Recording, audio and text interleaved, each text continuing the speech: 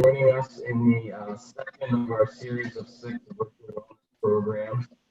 We have a special guest today who is related to our own Suzanne Ferre. So I'm going to turn it over to Suzanne to do the introduction. Yeah, good morning, everybody. It's a pleasure for me to be able to introduce my sister, Dr. Elena Ferre, who's coming here to talk to us today about what it's like to work from home with kids, something that she has the professional background to talk about, and also in her personal life, that same experience as many of you do.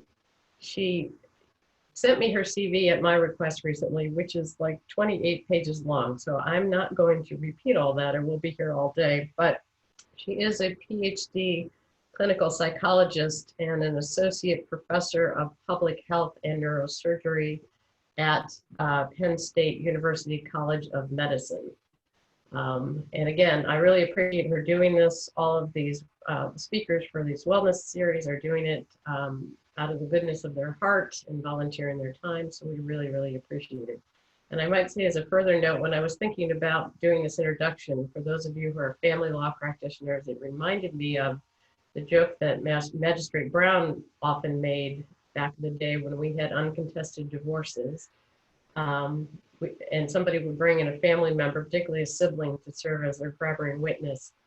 Magistrate Brown would always say, so, have you known that person all of their life or all of your life? In this case, I have known my sister all of her life, just to, to let you know how the birth order falls in this case. So without further ado, I will turn it over to Elena. All right, thanks for asking me to talk to the Baltimore County Bar Association group. This is a talk I've given once before as our hospital here scaled back to take care of COVID patients. We started a wellness series and I was asked to do this. And as I go through the talk today, I'm going to give a little introduction, kind of background to it. I'm going to talk about some basics of survival working at home, go over the psychological factors that are at play that we're all managing on some level, and then make some suggestions, but kind of based on age, roughly on age ranges. You might do something different for a 3-year-old than you're going to do for 16. So yeah, so as introduction, like she said, I'm a clinical neuropsychologist. Usually my days are teaching in the College of Medicine and in the grad school and seeing neurosurgery patients in clinic. Really, you haven't sent my long CV. My real CV is that I've been a professor and a mom pretty much simultaneously now for 16 years.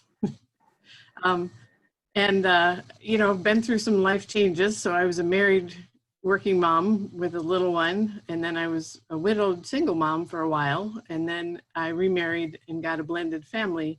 And although most women, if they have a larger family, tend to add people in, you know, every 9 months or more, I went overnight from 1 to 4 daughters. At the time, they were 6, 7, 8, and 12.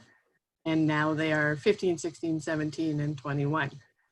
So when I first agreed to give this talk, I thought, you know, how am I the expert about working from home? Like, nobody's the expert in the middle of COVID. We've only all been doing this the exact same amount of time. Then I realized, no, I have been working at home often with kids for a very long time since I was on maternity leave. So, but anyway, these guys are the ones that give me my real credentials on what to talk about. This is them a couple of years ago, but really the credentials come from this picture, which is much more common in my household. All right, so working from home is a full-time job. It's actually a number of full-time jobs. We've got to take care of kids, and that's pretty much a full-time job. Teaching others is a full-time job. So trying to teach or work from home, managing your household is a full-time job. So We're now landed in all of our full-time jobs we were already doing, only we're trying to do them simultaneously in the same space. And, you know, we've lost our village. We've lost, you know, a lot of childcare. Although I work at the hospital, I'm not essential enough at the hospital that I would have daycare available to me. I've lost all the activities that they go off and do. I've lost the fact they go to school for 6 to 8 hours a day or so. So it's all, it's a lot for parents. And then since our kids are doing remote learning, you know, we've added a few extra jobs like tech support, emotional support, entertainment, you know, keeping people's spirits up. So it's all really a lot. I say it's a Sisyphean effort, right? You do it all, you push that boulder up the hill every day, and the next day you wake up and you get to do it all over again.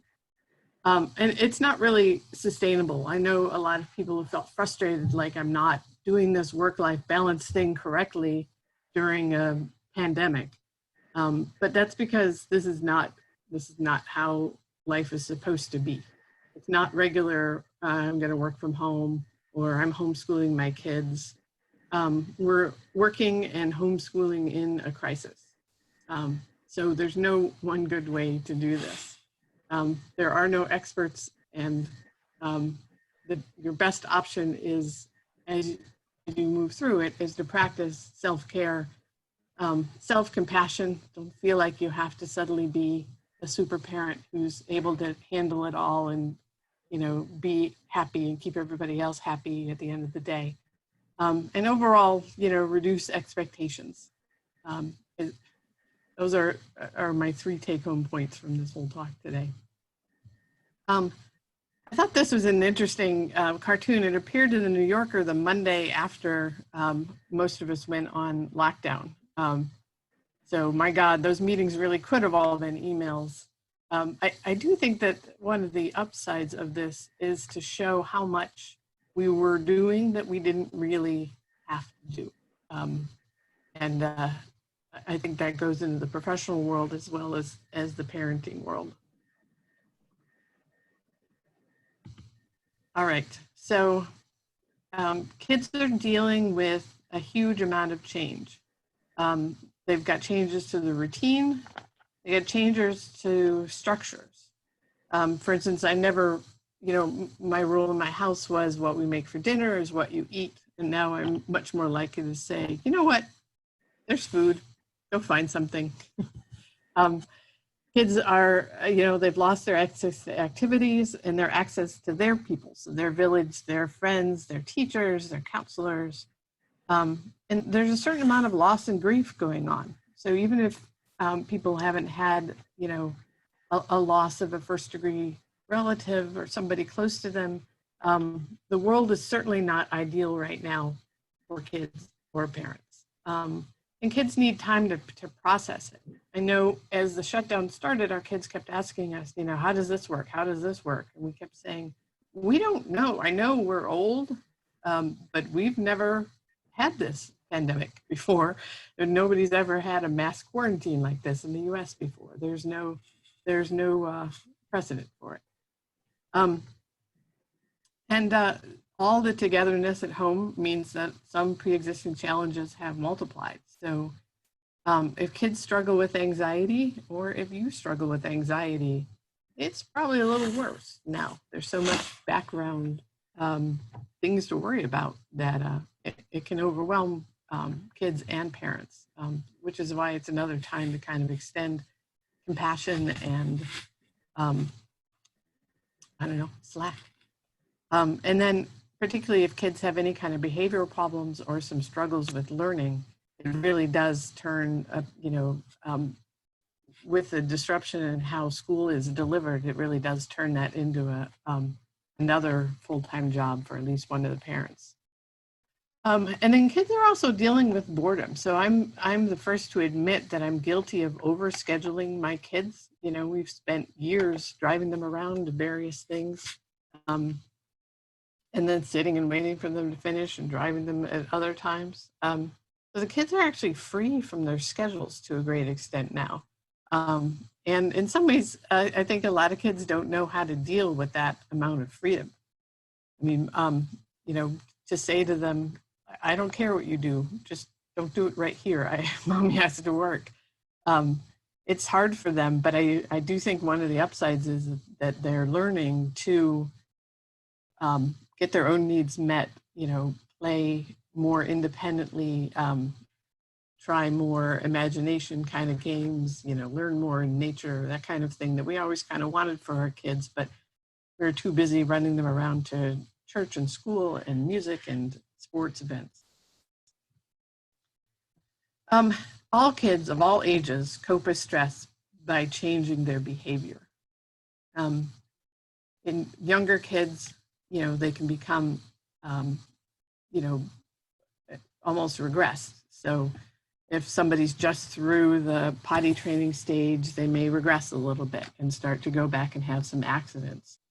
And I think kids of all age can become, you know, more irritable, more agitated, more anxious, more clingy. I mean, all the talk about the virus makes, you know, makes the kids worry.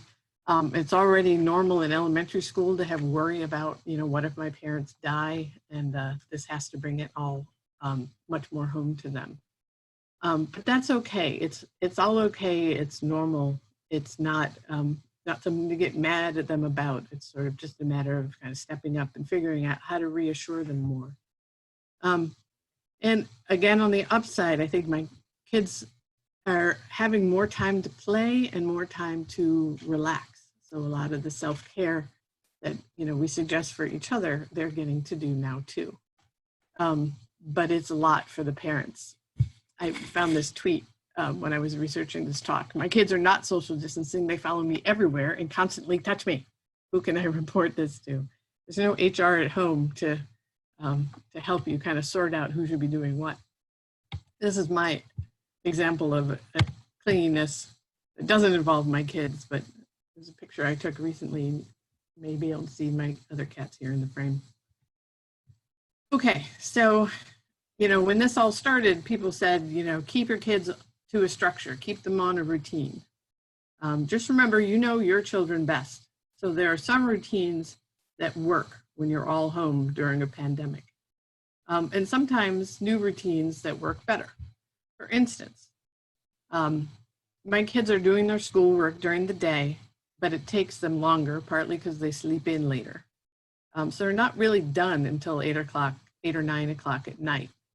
And in the old pre-pandemic days, we didn't watch TV together in the evenings. That was a time for like, okay, get ready for bed. You don't have to go to sleep, but you can't stay here. Whereas now we've started a routine where then at 8 or 9 o'clock at night, we show them some kind of old movie. Old meaning sometime in the more than 10 years old. And then we talk about it as a family. So that's turned out to be a new routine and they look forward to it all day long. And it helps keep them motivated to get their schoolwork done. So structure as much as they need to be structured, and different kids need different amounts. You know, there are some I wake up and say like, hey, this is what day it is. This is what time it is. And then other kids are actually better if you just kind of let them do their own thing. So if they don't need it, let it go. There's no outside judge of whether or not you're doing enough structuring with your kids. But the one caveat is kids need to sleep, right? So trying to keep up regular bedtimes, maybe they're different than pre-pandemic, but still going to sleep about the same time at night. Sleeping helps kids sleep more, and everybody copes better with each other in close quarters with enough sleep, parents and kids. Saw this tweet too on the internet. It's not about how tired you are, it's about how tired you're making everyone else. My husband explaining bedtime to the kids. Which is also where I came up with the idea of you don't have to go to sleep, but you have to go away. Go into your bedroom. When the shutdown first started, this schedule went around social media about sort of the ideal daily schedule for being at home with your kids. And pretty soon this came out as, you know, the more real daily COVID-19 daily schedule. All right, so I'm going to go through now and talk about suggestions by different age ranges. And I found this picture also. I thought it kind of sums up kids struggle with remote learning, no matter what their age is. All right, so newborn to age 2. This is the tricky one. So you guys, anybody working at home with a baby is in the trenches. Now, you know, we were all in the trenches when we had kids quite this young, but things are made more difficult. It's harder to shop. It's harder to get the supplies in that you need. It's harder to, you know, get any kind of daycare or parents coming over to help or anybody else. I understand that. Just be aware that little kids may feel loss, but they can't express it very well.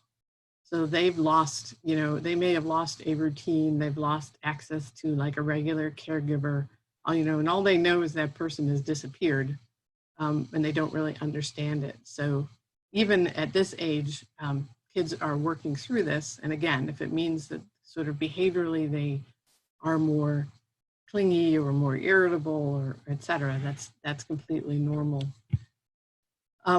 You know, your job during this time is kind of build it in the teaching to your kids that they're safe and that they can trust you. And I know that's extra demanding when you don't have another adult or very many other adults to kind of pass them off to. I guess the upside is they still need to sleep 12 to 16 hours a day. And you need to get every morsel of sleep out of them that you can, because ideally at the 16 hours a day, that leaves you 8 hours to parent them, which is at least better than doing it 24/7. And a lot of things I read about working from home had to do with, you know, wearing your baby, you know, put them in a little front carrier. I did that a lot. I know when mine was little, put them in a bouncer, put them in a playpen with some toys where they can be safe. When you feed them, you know, they take forever to eat at this age. One of the moms said, you know, try to have a smartphone that you can do a lot of your work on. So when you're sitting and feeding the baby, your other hand can be, you know, trying to get at least something done on your smartphone. But basically, this is just a tough time, pandemic or not. All right, preschool. So preschoolers love to explore, they love to do new things. On the other hand, they're easily overwhelmed if too many things are new at once. So they need extra reassurance and compassion. They also sleep a lot. They should be sleeping 10 to 13 hours a day. This is really the age where the adage about sleep begets sleep comes to play, where, you know, an overly tired preschooler won't sleep. So if you break the cycle and, you know, can give them a nice, really long period of time and then put them to sleep earlier the next day and, you know, earlier the next night, it will help them get back on their kind of natural circadian rhythm, and they really shouldn't be sleeping this much. They're tricky too because they're mobile and they need one adult to have their eyes on them all the time. So if you're lucky enough to have another adult in the household, you need to schedule, you know, who's going to have whose eyes on which kid.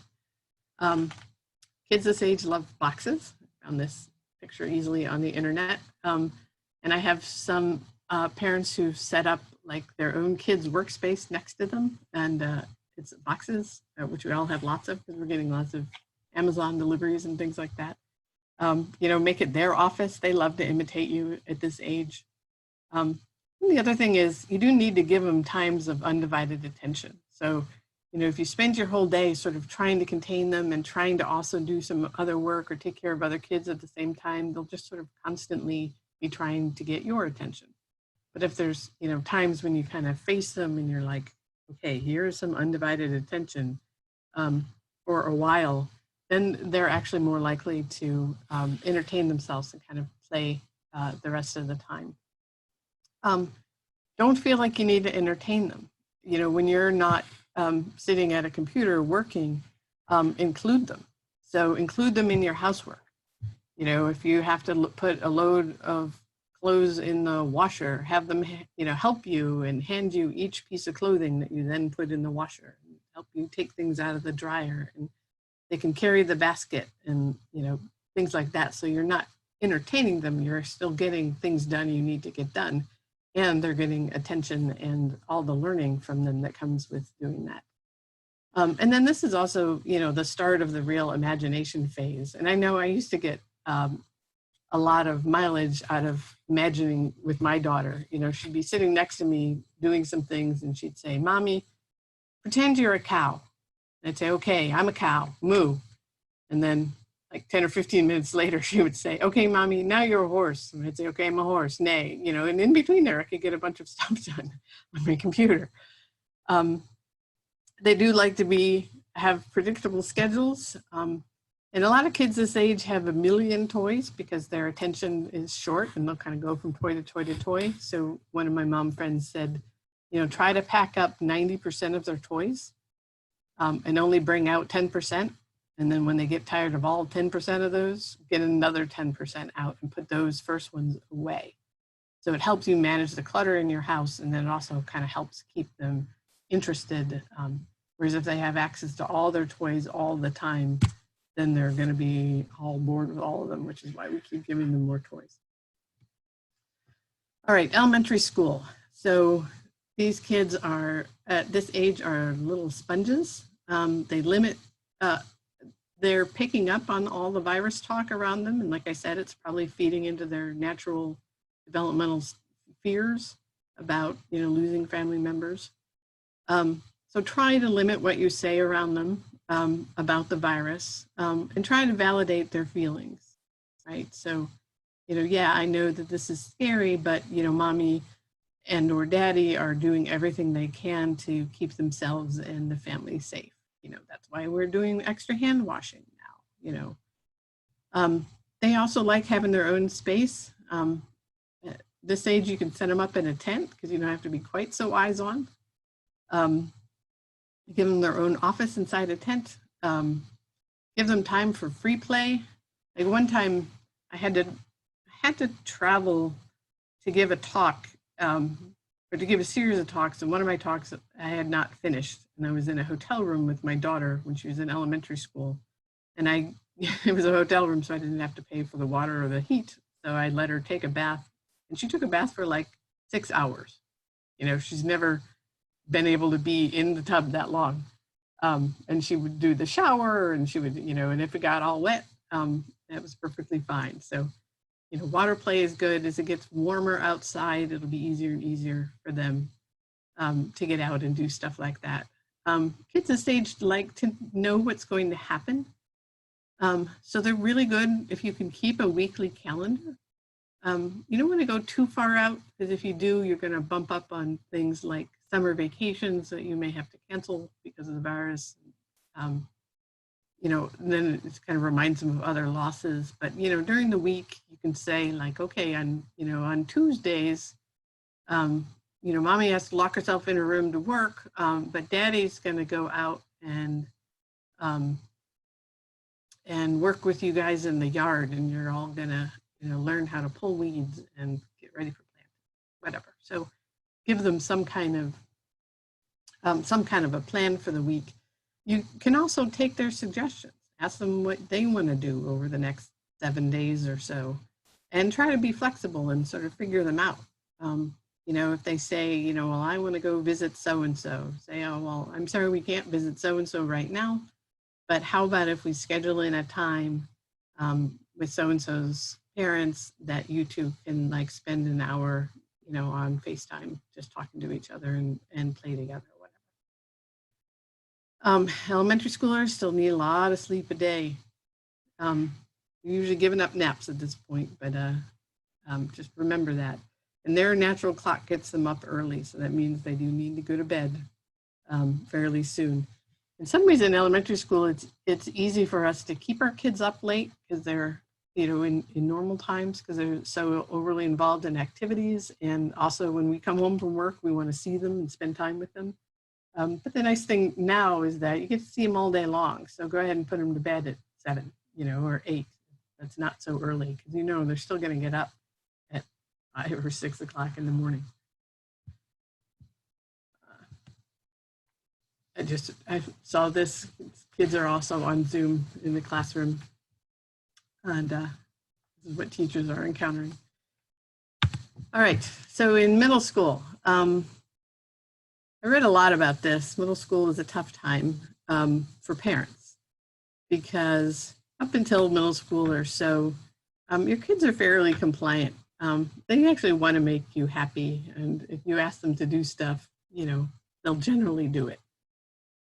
But, you know, naturally, developmentally, at middle school ages, they have a big push towards becoming independent and becoming competent, which is what they're going to need by the time they're a later teen. So parents often blame themselves. They put a lot of judgment on themselves and sometimes each other, thinking that, you know, if I just do everything right, then I'm going to produce children who are always happy. They're self-assured, they have self-esteem, self-efficacy, and they're going to be successful and forever. And all of that relates to what I do minute by minute as a parent. So it's easy to melt down as a parent, because that's an inappropriate amount of responsibility and guilt to put on yourself. So it's an illusion. You know, we don't have that much control over our kids and how they turn out. We can shape them and guide them and nudge them and model, you know, for them. We cannot 100% control them. And in fact, we never really could. And in the middle school ages, it's typically when parents really become face to face with that. Like, you know, I'm doing the best I can, and they are who they are. And that's why I thought it was fitting about this graphic here, fit your own oxygen mask first, which is really sort of take care of yourself so that you can best take care of your preteens and early adolescents. They have some extra challenges. They're concerned about how they present to the world. We were all chatting a little bit before this Zoom talk about how, like, it's hard not to kind of try to make yourself look better when you're on Zoom. But boy, when you're a preteen, they're extremely self-conscious.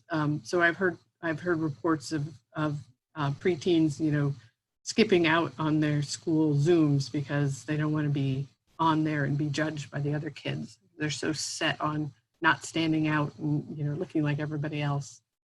The other weird thing about this age is that although they may have a big circle of friends, there's a certain amount of, like, out of sight, out of mind at this age, where they're not quite developed enough to, you know, really carry, you know, personal relationships on their own the way that even high schoolers are. So sometimes they need your help to help them stay connected, you know, when they're feeling lonely or left out, to say, you know, how about so-and-so? Let's set up a time where you can talk to so-and-so, or, you know, maybe we can work something out with their parents, or maybe you two can both stand at either end of a field and shout at each other, or whatever you need to do for social distancing. And the reason that's important is because they actually listen to their friends more than they will listen to you. So even in times like this, you know, the first couple of days, my kids were so concerned that other kids were maybe still out and about and socializing. And then when they actually connected with their other friends, they learned out that turns out the quarantine was happening at their house too. And they, in fact, all needed to stay home. And so they weren't being left out, and they weren't being made to feel different. And, you know, so that you could have told them that till you were blue in the face, but once they heard it from their friends, then it became real. There's going to be a lot of mood swings. That's totally normal developmentally at this stage. Is the best advice in the world: don't take them personally. I have never successfully done this, but my husband has. He'll say, no, don't take it personally. It's a struggle, but it's a mantra to recite to yourself. This is normal, this is developmental, their mood swings, it's not my fault. They still need to be sleeping, so a preteen, early adolescent without enough sleep is quite a bear to manage. And then finally, I suggested keep up positive messaging. So it can be a conflictual time, but it's important to stop every now and then and say to them, you know what, I know we've been butting heads, but let me just say, you're really doing a good job with this, unusual circumstance. You're strong, you're coping as well as you can, you're helping out more around the house. I really appreciate it. Because, we all have thoughts about our preteens acting like jerks. And I saw this tweet. I don't have a favorite kid, but there was one I try extra hard not to wake up. All right, high school. So that's where I currently am with the kids, except for my one college graduate as of 2 days ago. So there's a lot of losses that the high schoolers are feeling right now. My kids didn't get inducted into the National Honor Society because the school shut down. They're losing clubs, banquets, awards, all the kind of the perks that come with working as hard as high schoolers do. They lost their activities. Summer work is completely up in the air, at least in our town in Hershey. Most of summer work has to do with, big entertainment venues like Hershey Entertainment, Hershey Park, et cetera. And obviously they're not hiring. They're losing family vacations. This was the summer for my sophomores. We were going to go around and start doing college visits. We're not now. Some kids, were already admitted to colleges, but we're going to go to a second visit to see, to make their choice, and they all had to make their choice somewhat in a vacuum. It's just all very different. And they're really losing their graduation and goodbyes. And so whether or not they're a senior or other years, at the end of the year, there's always that time of like yearbook signing and, saying goodbye to their teachers and their friends and their classrooms and all that kind of stuff that they lost out on. I mean, they had a couple hours notice and then they were sent home, and that was really all they got. So, I mean, these are real losses. Teenagers still need extra support to help manage their feelings. Again, it's okay to feel like this is a loss. It's okay to feel like we've been left out. We can try to point out the sunny side of things, but you have to give them their space and acknowledge that they are also correct to feel that way. You can help them find alternative ways to connect with other people because that's so important to them. In the house, they still need their privacy. Different families have different rules about closed doors. We've been allowing closed doors because, we need closed doors too. So, let them have their privacy. They can't really develop normally without having some time away from their parents. They also need social connectedness. So a lot of times when the doors are closed, and of course I'm listening at the door, I can hear them in there, FaceTiming with, their high school friends and other people and in their classroom and stuff. So they need to be connected to people who aren't just their parents, except that they still need you. And that kind of balance is really tricky. Essentially, you sort of try to become available to them all the time without actually trying to make them talk to you. So you need to always be available and listen to them when they show up. And they tend to only give you 1 or 2 tries, like, hey, I need this. And if you say, oh, I'm really busy right now, they're like, okay, never mind. And then you have drama. So hence the t-shirt, I'll get over it. I just need to be dramatic first. So teenagers, later high schoolers, start to change their sleep patterns, actually. They need about 8 to 10 hours of sleep a day, which is pretty close to adults. But their circadian rhythms get all messed up. It's just their natural rhythm, which is to stay up and be productive until at least midnight, and then sleep until at least 10 a.m. Normally they don't get to do that. I mean, they go to bed whenever we tell them to, but they may not go to sleep for hours, but they still all had to get up at 6 o'clock in the morning in order to get the bus to the high school. So I will say, we decided to kind of let them follow their own rhythm, and it's okay. You know, my husband and I get alone time in the morning because, boy, everybody else in the house is asleep. You know, he and I can talk about the day and make plans and work out problems and stuff.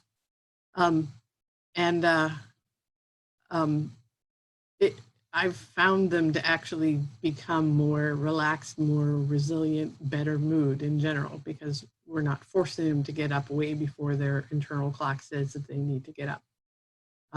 So that's been useful. And then, like I said, we have the movies at night, and then my husband and I go to bed, and they stay up and watch their own stuff, Teen Wolf or whatever Netflix kind of stuff that they watch. Try to be clear and predictable when you're not going to be available to them. You know, so when you have to get on a call or do something independent, let them know. And then when you're done, go and follow up with them. And talk to them about building resilience. So they're old enough now, they've gone through other hard things.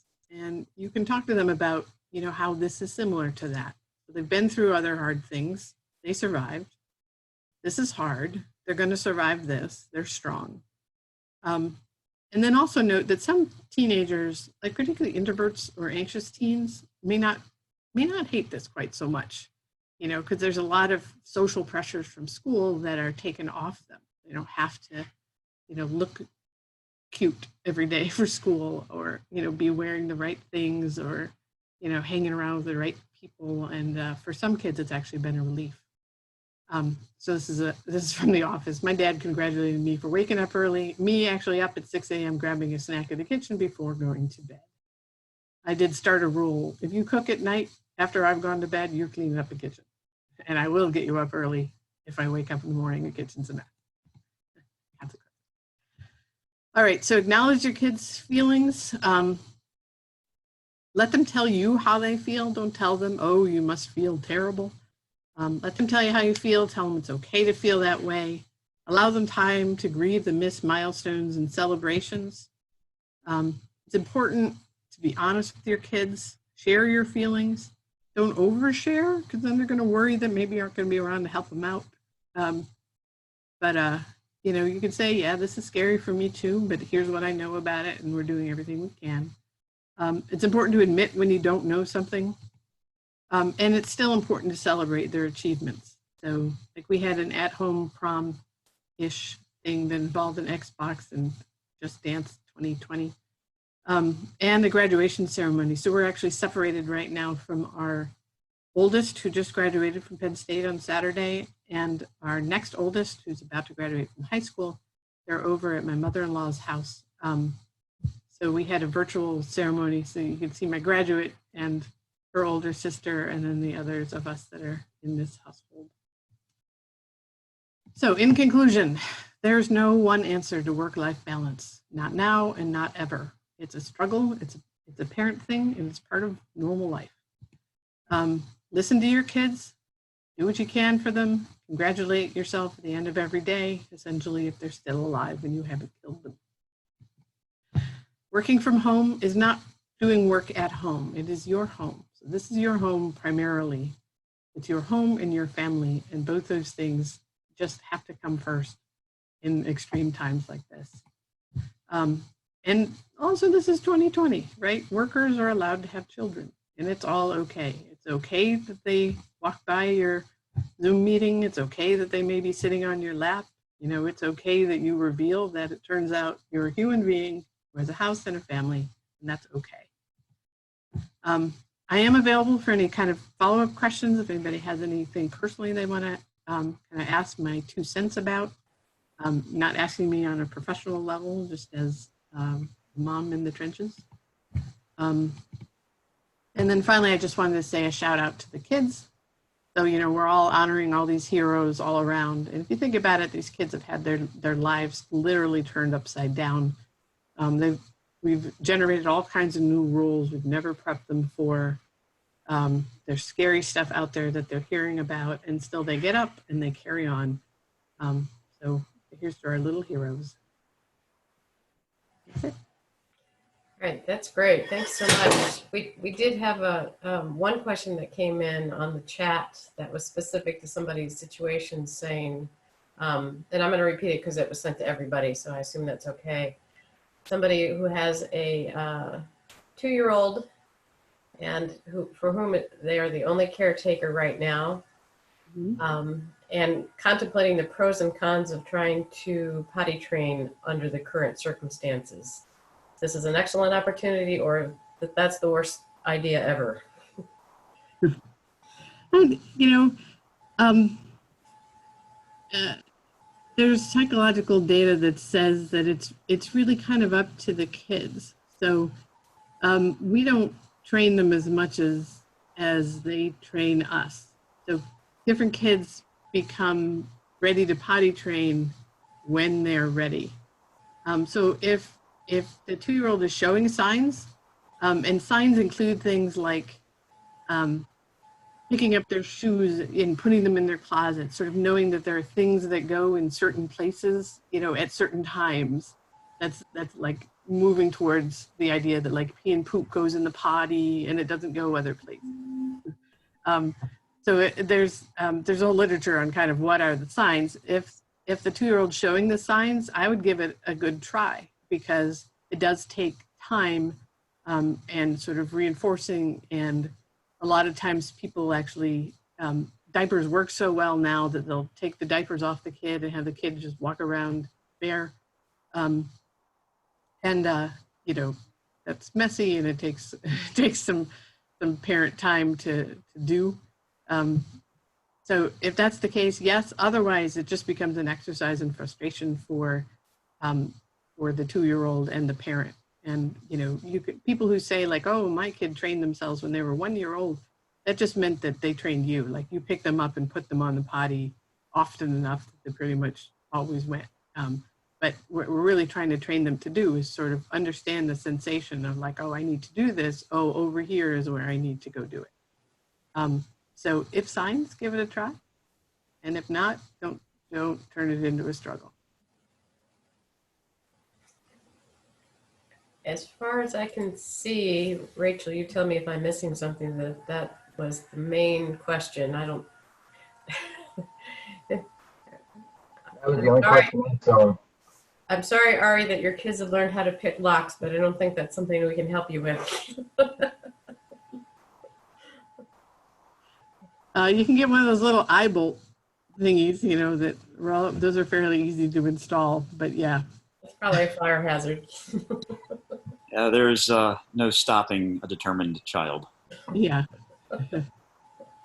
Yeah, I had to put one of those locks on my basement steps, you know, once she figured out how to open the door, because I had no protection to keep from just falling down the basement steps onto the cement floor. So I put it up high enough that she couldn't reach it until she figured out how to use a chair.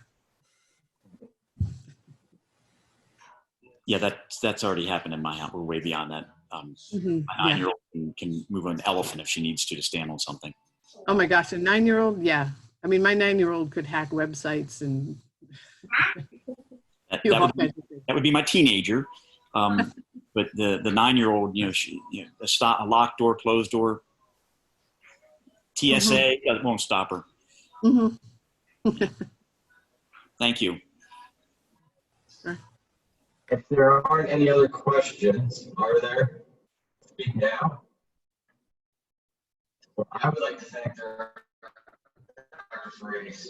This was very enlightening. I have a 5- and 7-year-old, so I'm sort of in that just after daycare, elementary school phase.